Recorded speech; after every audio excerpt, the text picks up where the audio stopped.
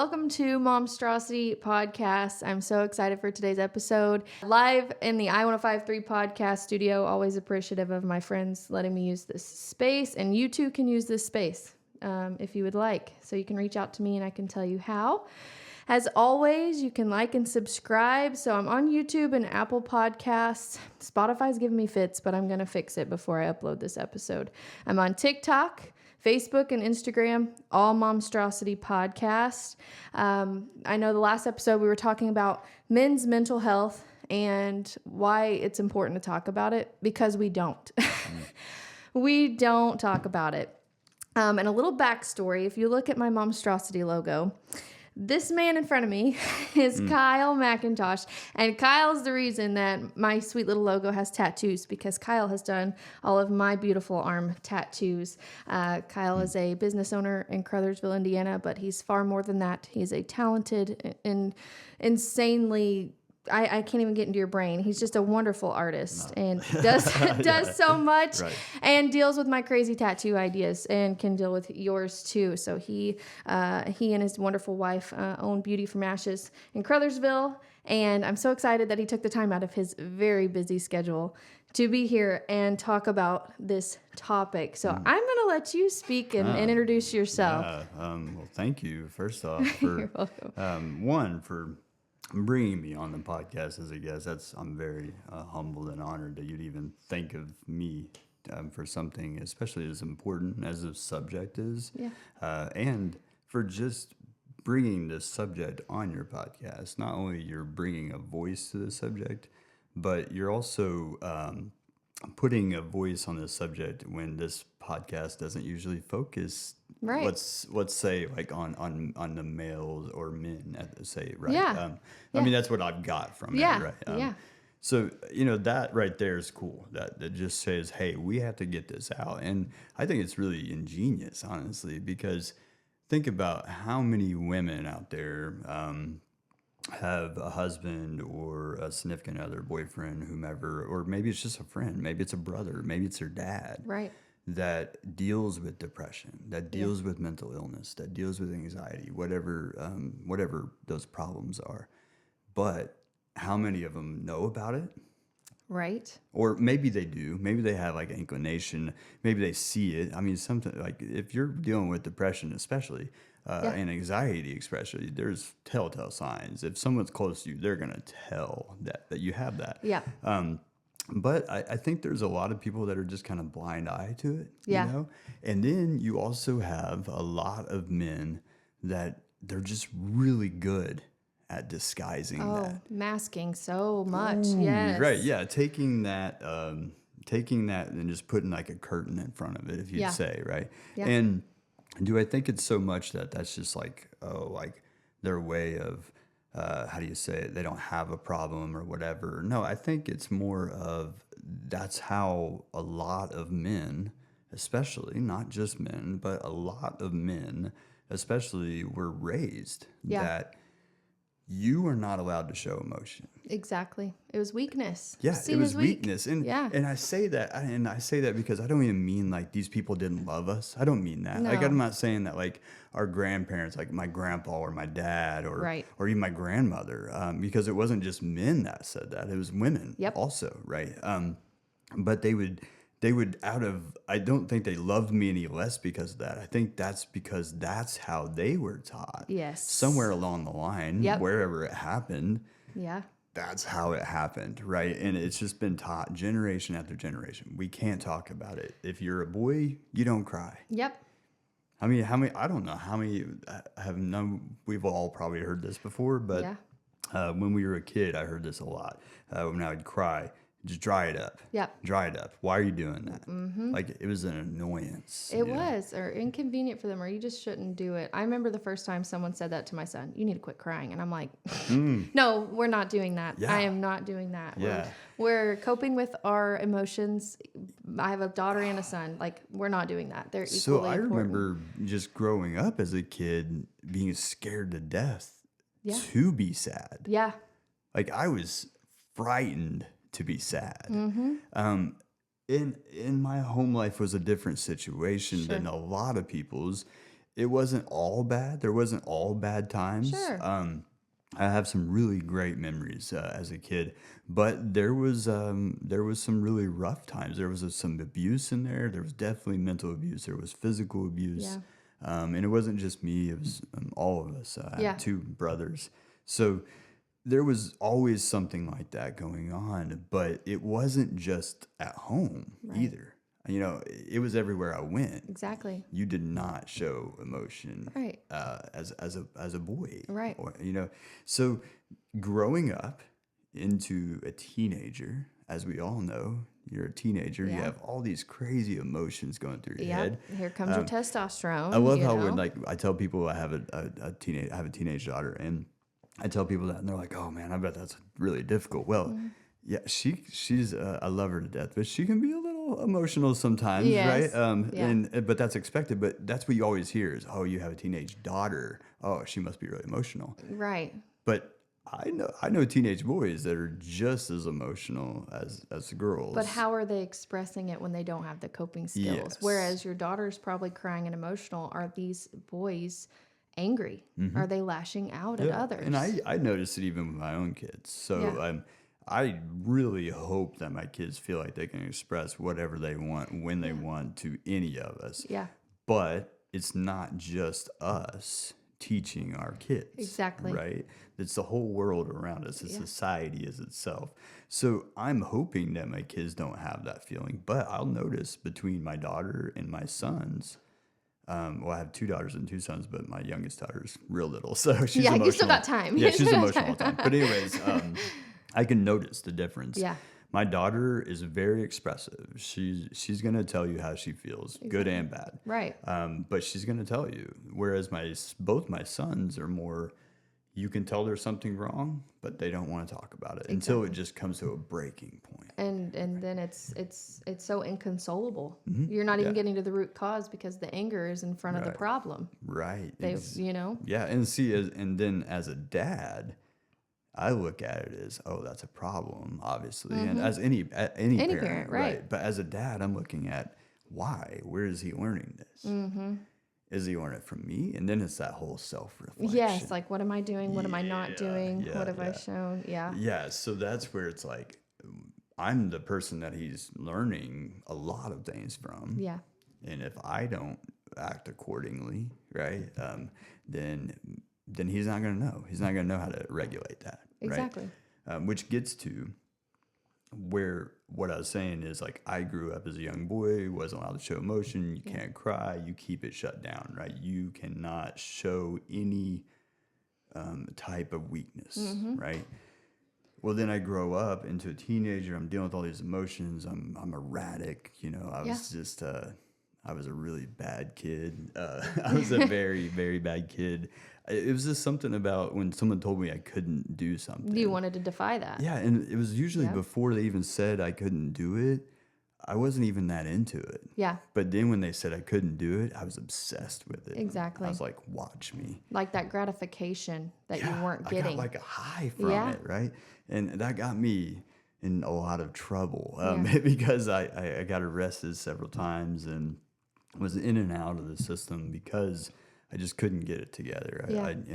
But I was really messed up in the head as a kid. I had a lot of emotions that I didn't know what to do with. I had 2 older brothers. They were just like me. They went through more crap probably than I did. Yeah. So they weren't talking about it. No. We didn't talk about it. We still don't, you know. So, but the thing of it is, I didn't have any male figure around to teach that. You. Like my dad was in the picture, but he wasn't saying, "Hey, it's okay. You can go over here and cry." Yeah. Actually, it was the opposite. Yeah. You know what I mean? Suck it up. Yeah, exactly. That's always the phrase. Suck it up. Suck it up. Dry it up. Yeah. You know.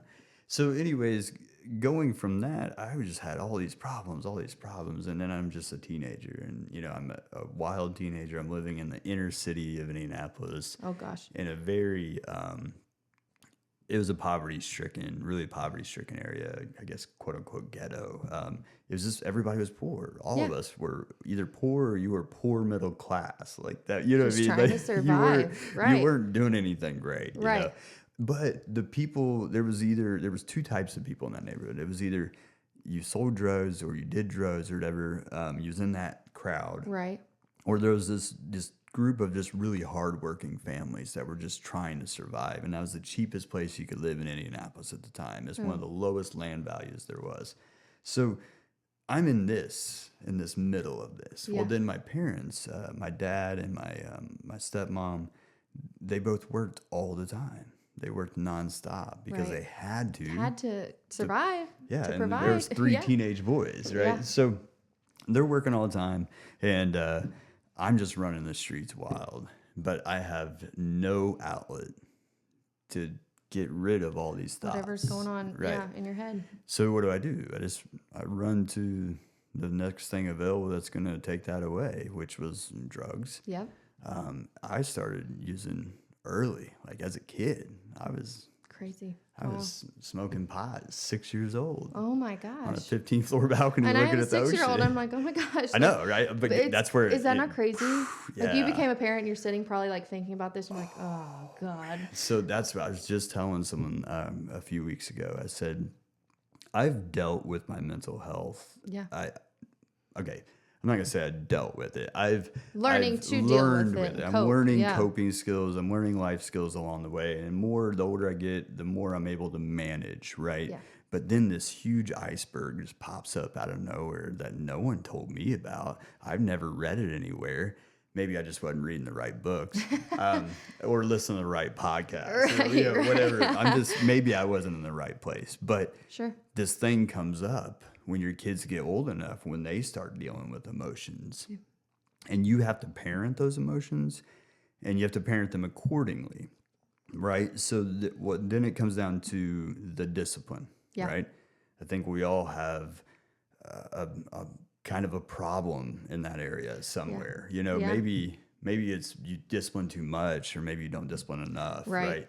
But for me, I probably don't discipline enough because I get caught in an emotion. Yeah. I get caught in a moment. Almost, and it's never, like, obviously it's never planned. No. But as I'm disciplining or I'm yelling at my kid because I'm horrible at just screaming at him instead of actually doing something productive. Like deep breath and Yeah, so it's hard. As I'm yelling at him, I can see the look in their eye. And I remember that. Yep. I remember having that look and fearing my father. Yeah. I love my father, but I feared him most of my life. I think that's common for a lot of I was in boys, dreadful men. fear. Felt like I was walking on shells around him all the time. Do I think he meant to do that? Looking back, I don't. Sure. I really don't think he did. I think that's the only way he knew. Yeah. That's how he knew how to be a dad. That's probably what he was exactly taught. Yeah. Yep. And it was generational. It's just generational. So then when I'm yelling at my kids and I see that look of not fear, I mean, it's fear that they have, I'm like, oh my God. It's almost like looking at little you, right? Oh, you're like looking you in the mirror. discipline a certain way and you're like, Yeah. oh my God. See, this is the you thing know? is, for me, I thought all this shit was solved. Yeah. I Yep. thought I'd already put it behind me. Yep. I've forgiven my parents. I've forgiven this. I've forgiven that. Hopefully they've forgiven me. Yeah. I thought we made amends. I think we're good, right? Yep. And everything's great. My life's going great. And then something happens that triggers a memory from my childhood that I have completely thought I deleted and Yeah. threw it in the trash bin. Yep.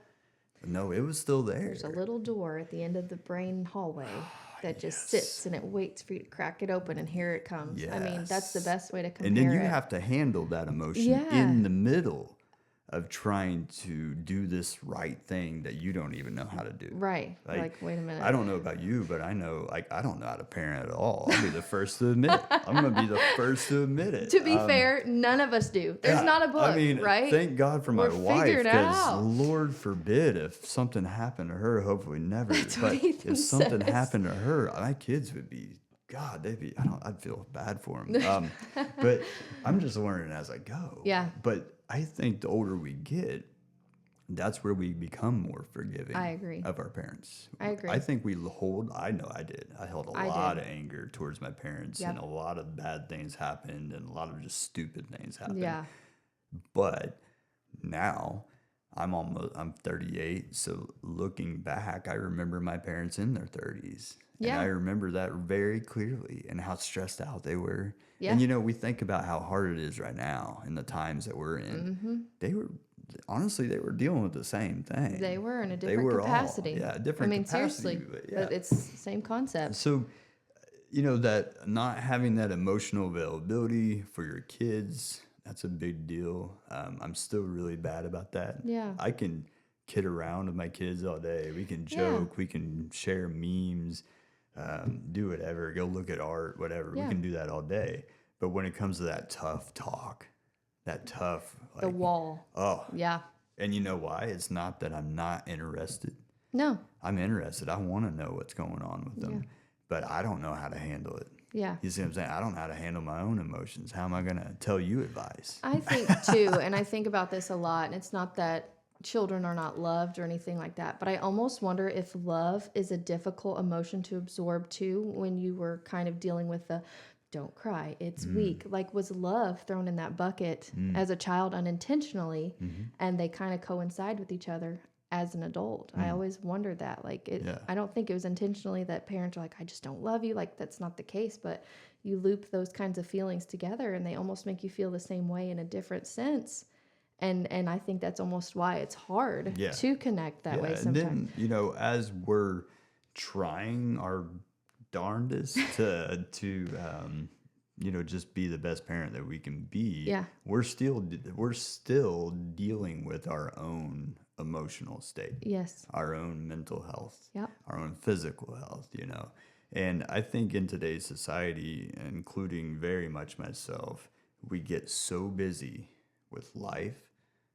Think about it. The last thing we're thinking about is our mental health. Oh my gosh. Like, I'm sure we all say, I'm stressed out, or this is too much, or I'm over it, right? I say that 20 million times a day. But do we really think about how can we combat that? How can we have a solution to that? I don't think we do. But physical health, for some of us, not all of us, but for some of us, and there's different things. But we'll just say an example, physical health. If you're trying to lose weight, or you're trying to tone up, or you're trying to build muscle, whatever you're trying to do, you're going to focus on that. Yes. Right? You're going to take 15 minutes, hour, whatever you're taking a day. And you might even get up earlier just to do that. To add it or into maybe your you're time. Staying up an hour later. Yeah. If you have kids, you probably can't do it in between, right? But you're doing that extra. Yeah. Just to get the physical part. Exactly. So exactly. I think it's crazy on the mental health part is like we don't, and I'm just as bad as anybody else, but we don't think about it. No, we don't. And I used to work for a doctor back in my MA days, and he would tell patients that were struggling, like, hey, if you go to the gym, why are you not using like the gym brain? Like, why are you not like, why are you not taking your brain to the gym? Why are you not taking your emotions to the gym in a different capacity? If you have the ability to take the time to do that. Well, think about what you do to yourself when you are in a bad mental place. Yeah. I mean, I say that, I speak for myself. Everyone actually, copes differently, but I mean, similar in a way. But like, think about the things that you do that you don't normally do. Mm-hmm. You know, maybe you sleep more. Yep. Maybe you don't take as many showers. You binge eat. Yeah, you don't brush your hair. I got to a point watch too much TV. Yeah. Don't do anything that you're supposed to be doing that's productive, or you put it off. You're avoiding it. Exactly. That's your coping mechanism is avoidance. Yeah. And that's pretty common. But then what happens is for a lot of people, it starts falling into, how do I cope with this? They find something that helps them cope. And maybe that's not always a good thing. Yeah. You can find things to cope with mental health. That's not good. Yeah. Same way with physical health. Where's the healthy stuff, right? Exactly.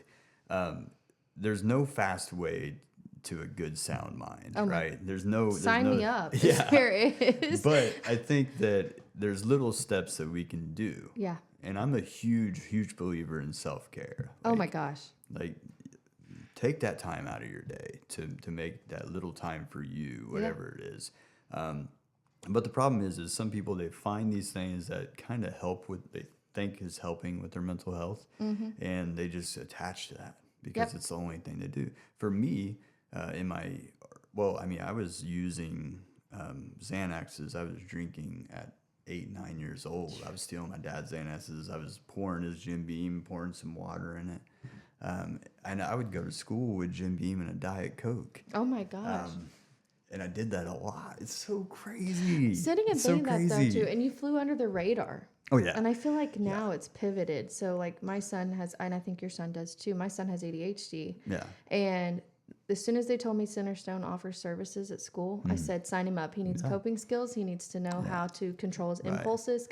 Which that's what was crazy. It was when I was a kid, I was in counseling all the time. Really? Yeah. Really? Which is, it's so, I never really like thought much about it at the time. You're a child. And actually until recently, I didn't think about it. But I was in counseling from as early as I can remember all the way until I was about 15. Wow. And I'm talking weekly counseling sessions. But this is the thing. My parents weren't, they weren't so much emotionally available. Yeah. You see what I'm saying? Yeah. And I'm not even saying that in a bad way. I just think that their schedule, they worked so much that there wasn't that much time. You know, my stepmom, she's a great lady, and I just look at her as my mom, honestly. But she raised me. She was there the whole time. She's still in my life. She's still in my kid's life. She was emotionally available. She was a good mom. But again, it was on a schedule. Yeah. Right? We was busy people, and we were on a schedule. So I didn't have that. And then I'm not gonna lie, I was a kid that didn't have his real quote unquote mom in the picture. Right. So I don't care how nice of a stepmom you are, how amazing of a mom you are, and how love that you give this kid, you're never gonna be their mom. Right. Or dad, a stepdad the same way. You're never gonna be their dad. Not the title, but the hereditary, the genetic part of it. You yearn from that. There's a connection. There's a separation you know? that happens. I mean, that's been studied. There's separation that happens from that. So I think that was a lot of. I'm not gonna say. I don't even remember most of those counseling sessions. I remember one of them would take me to get chocolate bars. Hey, you know what? You remembered. But anyways, I think that going back on those, that was probably a lot of the problem. But I continued, and I was just living a crazy life. My parents were always at work, so I'm always running around the city just doing crazy stuff. Got into the wrong crowd immediately. That's what does it. Misfits, I could relate to. Yeah. So I went with the Misfits, and before you know it, I'm tagging walls and just getting in trouble and living that lifestyle to the fullest. Right. And just using every drug that I could get my hands on. And it was mostly pills back then, and acid was a big thing back then. Yeah. Talking about the 90s. So, right. But anyways, it was crazy. But the crazy part of that is I didn't feel anything. You were numb to it. And I loved it. I loved that I couldn't feel. And I chased that numb. I wanted that numb feeling all the time. Yeah. So I just kept going, and I never thought it was a problem, obviously. You never think it is. Well, you don't. So anyways, I get into my early adulthood. Now I've already been a runaway for a couple years at this point before I was even an adult. So I was already just living crazy house to house, couch to couch. Yep. And I had no parents, so I had no curfew. I had no... Did whatever you wanted. wanted. Did whatever I wanted. Slept in cars, did whatever. And my only purpose in life was to get high. Yeah. That's all I wanted to do. That was what you were investing yourself into. So then at the time, Oxycontin was really big bad. Thing. Big thing. See, there's a thing though, is I had this huge phobia of needles. I hate needles. Kyle does tattoos. For those of you this man digs into my arms and he's scared of. Okay, go on. So I have a phobia of needles. So I would have never melted them down or shot them up or nothing like that. Thank God. Thank God. And I never got into the heroin or anything. But I loved the oxys. I loved the Roxys, and I was just it took me down a really bad spiral. Yeah. So then I was going back and forth from Indianapolis to Seymour, about 18, 19 years old. I'm jumping back and forth. And I'd stay on people's couches until I made them mad and go somewhere else. Right. But anyways, in this time, because I lost everything, I ended up just on the street. I didn't have nowhere else to go. I'd burn all the bridges. Shoot. And so before I landed on the street, though, I was actually living with a friend, a childhood friend, and he just happened to be a crack dealer. I thought that was a really good idea at the time. At the time, yeah. So then I learned the methods, right? And before you know it, I was kind of his cook, I guess. And I got all the free crack I wanted, and I didn't have to pay any bills. That's some dangerous territory. Yeah, it was very dangerous. I'm surprised I still have teeth. But anyways, right? But I was trading it for pills and using it, and just I was doing anything I could get my hands on, anything that didn't require a needle. Right. I was doing it. So I ended up on the streets, and I remember, I don't know why, I really don't, but I would sit in front of this dumpster in this parking lot kind of close to my buddy's house, and I think it was usually just to get away from everybody, to get away from all the noise. Have some solace to yourself. It was a crack house. There were people everywhere. They're everywhere. All the time. It's a McDonald's drive-through. It's like Vegas, right? Like it never ends. Yeah. But anyways, so I'm sitting in front of this dumpster, and I'm like, man, like, I probably did this for hours, for days, all the time, just in rows, because I had nothing to do. I had literally nothing in my life to do. That was another big problem, nothing to do. So anyways, I'm sitting there, and I'm looking across the street, and I see this pop machine. And this pop machine had these huge square number stickers.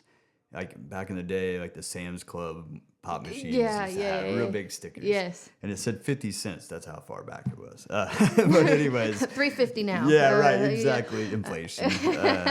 So anyways, I'm looking at it, and I remember just like dazing out almost. I don't even think I was high either. I think I just dazed out, and I was so focused. Like it was so hot. Like I remember just the sun. I was sweating. I hadn't took a shower in days. I'm sure I stank. I'm sure I was a mess. Right. And I remember like it was almost like a mirage in the desert, and I was like, oh my God, 50 cents. I just need to. Now you got to think, this is at my at my lowest point in my life. Broke. I had nothing at all. I had nothing. The clothes weren't even mine that I had on, you know?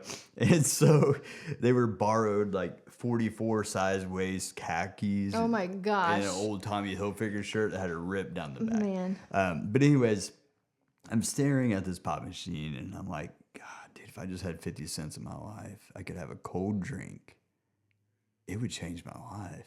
Turn you around. It would... Like, I could do something. I just had a cold drink, you know? And it was kind of a weird, like, thought process, right? But then it made me, like, self-reflect for a minute. Like, not like an outer body experience or nothing, but it was almost like if I could reflect on my own self, if I could look at myself in a mirror sitting there in front of this dumpster in the beating sun, looking like a mess. Obviously, my life is a mess. Yeah. And, I remember just thinking, I've got to get my stuff together. Yeah. Like this isn't for me. Something's got to give, man. Like, I don't even have 50 cents. I can't buy a pop. I know. Yeah. A 50-cent pop. Yeah, you know? a 50-cent piece pop. of bubble gum, something. And I'm looking at it like it's a piece of gold across the street. And I was like, oh my God, I got to get it together. I got to get my life together. So that was my motivation. I was like, I got to get 50 cents. You know? Like immediately. Yeah. Like in a good way, though. Not like the way I was getting 50 cents. Yeah. So I actually, I was kind of bummed out, you know, because I got up, I was motivated, right? But then I started walking, and I walked away, and I was just like, I was really depressed, you know, and I was trying to figure out a way to end it. I was gonna take it all. Because I had nothing to live for. There was no reason. My life was not of value. I knew that. So I'm just kind of laying my head, or, you know, hanging my head down low, walking down the street, and a buddy of mine, his grandma had pulled up, or he had pulled up, and ended up his grandma got in the story as well. But he had pulled up, and he's like, man, because I seen the car go by once, and then they slowed down. Well, then they turned around. Well, we're in the hood. So that usually you're means, like, oh, I'm doomed. Usually I've means been you're had. about to get got. Yeah. So I'm like, oh, well, you go ahead. Yeah. I don't you even were already care. at the bottom. Kill me. Right. Shoot me. I don't care. But anyways, this car pulls, and then they turn around, and he kind of pulls back, and he's like, hey, is your name Kyle? Kyle. And then he told me, he said my last name, which my last name before was Moeller. He said, you Kyle Moeller? You used to live over here in Rival? And I was like, yeah, that's me, man. And he's like, man, I ain't seen you in years, you know? And I was like, who are you? And he told me, and he's like, man, you look rough, bro. You all right? You know, like you look like you're about to die. Thanks for calling me out. And I feel like I am. I feel like you know? He's like, bro, like we're having a cookout, man. We're gonna have some food. Come on over, man. We're just a block over, man. You got to see some old friends, you know. Wow. And I was like, man, you don't want me at your house. Like, look at me, you know. He goes, I got to change of clothes, man. Those new clothes on, take a shower if you want, you know. So yeah, I went over to his house, and his grandma lived there with him, and she was the sweetest little old lady. And she was like, where are you living at these days? You still up here in the neighborhood? Because I've been gone for years down in Seymour. And I said, nah. I said, I'm just staying over here, you know, under the bridge. Man. Sometimes I stay over here in this factory. And she's like, oh, no, you're not. Oh, Granny to the rescue. I got a couch right there. And, you know, there's a shower. There's no reason, you Bless know. her heart. And I said, well, I don't need to stay here. You know what I mean? I said, but if I could take a shower and just get some clothes, then that'd be more than enough. And an ink pen. An ink pen. And she's like, well, yeah, you can have all that. She's like, I'll get you some clothes. I think my husband, I think her name, John, I think. She said, I think John's got some pants in there. He's a big guy. So anyways. You're about to need 3 belts or something. Yeah, but anyways. So I took the shower, got cleaned up, you know. She gave me a disposable razor. I was able to shave for the first time in a while. And she said, well, where are you going? You going on a date? You going to go pick up a lady? And I said, no. I said, I'm going to go try to find a job. Yeah. You know? So I walked that whole day, and the next day, actually. But the rest of that day, all the way past dark, to every single business that was on West Washington Street. Wow. From Lyndhurst to Rockville Road, which is a distance, right? And I'm talking any business that would let me in the door, that didn't lock the door before I got there. They see me coming up. They're like, oh, no. But I was applying for every single one of them. You were determined because I didn't care what the job was. I needed money. Yeah. I had to get my life. I had to get a place to stay. That was or food to eat. You know? Right. So I started hitting the fast food places first because I knew I could eat. So, exactly. You know what I mean? They'll pay for your meal. But yeah.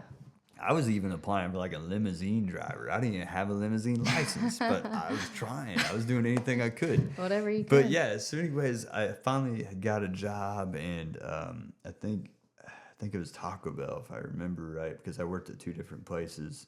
I ended up working 3 different places, but I worked at 2 restaurants. One of them was Taco Bell, and one was this little deli, like Italian deli place.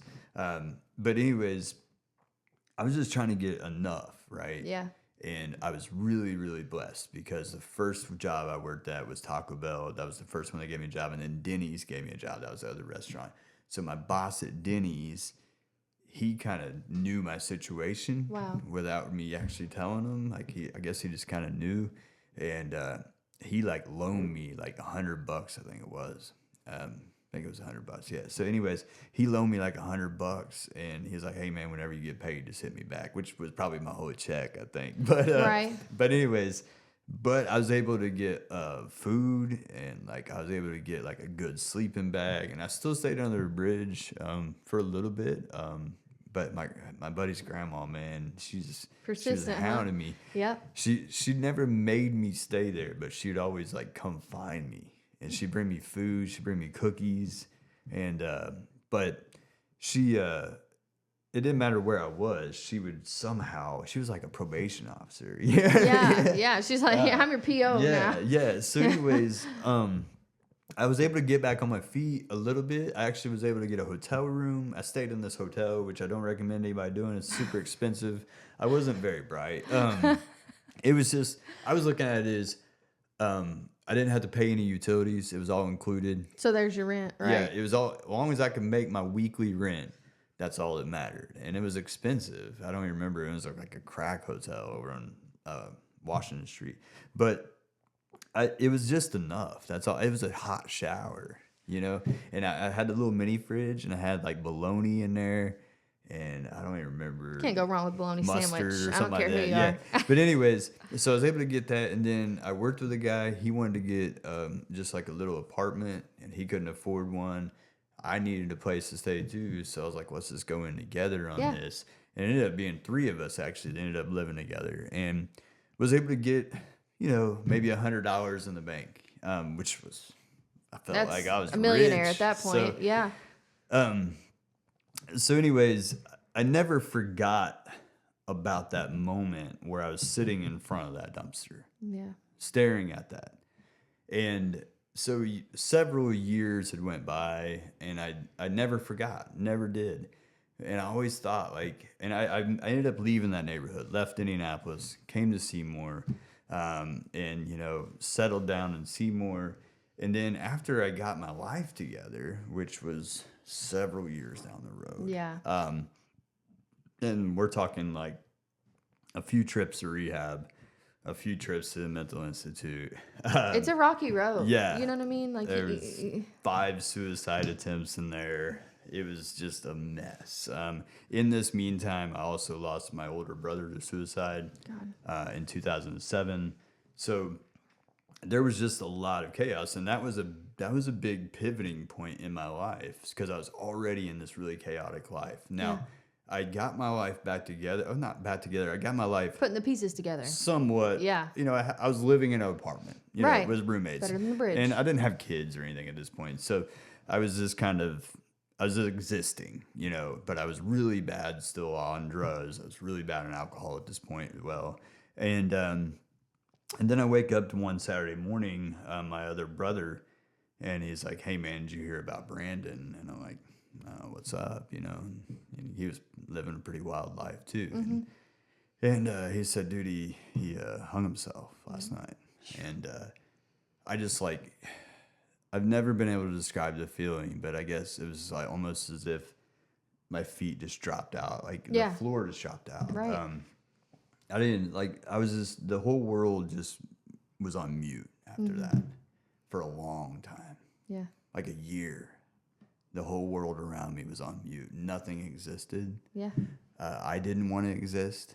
I hated it. I would get so angry when I'd wake up in the morning. I was pissed off when I'd wake up in the morning because I woke up. I was so mad I woke up. Those pills didn't work. Yeah. And I was obsessed with ending it. I was obsessed with successfully ending it. And I tried and I tried. So I'm living like that, and at the same time, my son is born, my oldest son. Which why? Why? One, it was just the relationship. Nothing against his mother, but the relationship was just an unhealthy relationship. Probably a no on both ends. So, and I just wasn't. I shouldn't have had a kid, especially that young. I was no business having a kid, especially in the life I was living. Right. But it was also a game changer in a way. So knowing that I was about to have a kid, this was my first kid, I just kept thinking about my own childhood. Mm-hmm. And I didn't want my kid to grow up the way I did. No. And I was going to do anything in my power to make sure that didn't happen. If that was the only thing I ever did in my life, that's all I wanted to do, was make sure that he didn't have to live the life that I did. Yeah. And so going into that, and he's only, it was actually the day before he was born, I just went on a bender. I mean, I was crazy. I was trying to quit up to that point. I was trying to stop the pills. Trying to get clean for him. I was addicted to promethazine. So I was really bad on that at the time. And I just told myself, I cannot do this with my kid. I can't. So if I'm going to do it, I just got to do it now. And just do as much as I can. Sure. And then I'll be done. I'll never have to look back at it. I feel like that's a constant mindset. Like people are like, you know what? This is the day. Yeah. It's no different, right? Like, I mean, if you're going to launch in space, you might as well go to Mars. Go to Mars. I start to say. Well, and you think about that. That's with anything. It could be, things you're addicted to. Or it could be, I'll go to the gym tomorrow. You know, like you choose these. It's like, oh, tomorrow's the marker. I'm going to stop eating fast food. Right. People do that. Yeah. People do that to cope. People think that's what it's going to take. Yeah. To fix it. You know. So it got really rough though, because one, I hadn't really ever been clean and sober before that. Yeah. I just went cold turkey. Oh, that's like dangerous, the next day right? he was born, and I was like, I'm done. Yeah. And you know, first time I held my son, I really felt like that was the first time in my life that I had hope. A purpose. You had a reason. I was like, I have to do something. Like I have to get my shit together. Yeah. You know. Yeah. So, anyways, but the problem was, again, going back, is I was in a not healthy relationship, but I didn't care. I knew it. I knew it wasn't healthy. I knew the whole relationship wasn't healthy, but I also knew I didn't want my kid to live in separate households like I did. I didn't want my kid to think I just left one day. You know what I mean? You felt like that was you protecting what happened to you and thought it was a domino effect. Yeah. So I was like, I have to stay with this person no matter what. Mm-hmm. Whether I'm happy or not does not matter. Yeah. I just have to stick it out for another 18, 20 years, whatever. And I'm as an good. adult, and then whatever, I out. can balance. I'll just deal with it. Mm-hmm. But that was my mentality. I'll just deal with it. Yep. Because it's not about me, it's about my kid. So this was the problem, is I wasn't thinking about my mental health at all. You know, and here I am, first time I'm ever clean and sober, or clean at that point. Yeah. I was still drinking some, but I was clean, and I was trying to deal with these emotions that I'd never dealt with, ever, and I was using drugs the whole time to deal with. That was your coping. That was your how coping. I was dealing with them. Yep. And I never dealt with them. So then they hit me all at once. So I just go into this deep depression. And I'm at home with my baby. I was with him for the first 8 months of his life. I was there with him every single day. There was a recession going on. I couldn't find a job. I couldn't pass the drug test to find a decent job. Right. That was my own doing. So I just stayed home with him. It was cheaper than childcare. And it was the best moments of bonding that me and him ever had. I was probably the worst parent ever, but looking back, I was like, oh my God. Yeah. CPS should have showed up. How to keep you alive, man, you know? But I was learning, right? And so anyways, but then I start falling back into, I have to do something. I have to take care of my head because I'm going in really dark places again.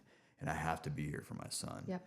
So what did I do? I went back to the drugs because You thought that's how you healed. I knew that I could keep doing drugs as long as I didn't do them around my son, and just waited till he went to bed and his mom was home. I could go in the other room and do all I wanted, and I could cope. Right. I could mentally get through life, and it was going to work out perfect. Everything was fine. Yeah, Sunshine, it didn't work rainbows. out, right? So, Right. anyways, and respectfully so, she kicked me out, and we ended that relationship because of the drug use. She found out about it, and I have no hard feelings against her because of that. She did what was best for our son, so that's fine. But that was like the rock bottom as far as my mental health, and the depression had came, because even though I had attempted suicide several times before, this was probably the lowest I'd ever got. Because at this point, I had lost the only thing that ever gave me hope. Yeah. And that was being with my son every day. And at this point, I didn't know if I'd ever see him again. I didn't know if it was going to be months, days, years. I didn't know. Ever? Yeah. It was very rocky there at the beginning for a long time. And so anyways, I knew at this point, like, I lost everything. Yeah. And I'd lost everything before, and it was all material things. And it didn't matter. But this really mattered to me. Yeah. And so I was like, you know what? I'm going back home. I'm going back to Indy. I'm done. So that's not what happened, though. I ended up meeting my wife